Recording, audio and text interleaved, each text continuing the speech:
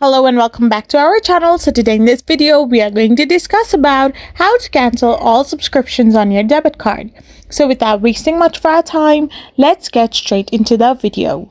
So to cancel all subscriptions tied to your debit card, first of all, identify all subscriptions and then cancel each one directly with the help of service provider.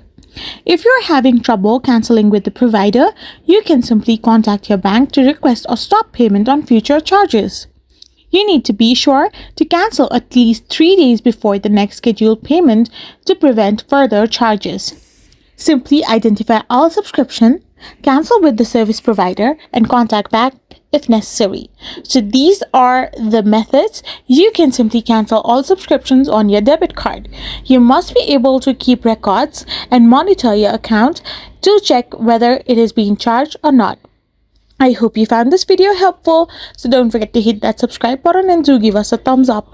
We will be back again with more informative videos. Thank you for watching.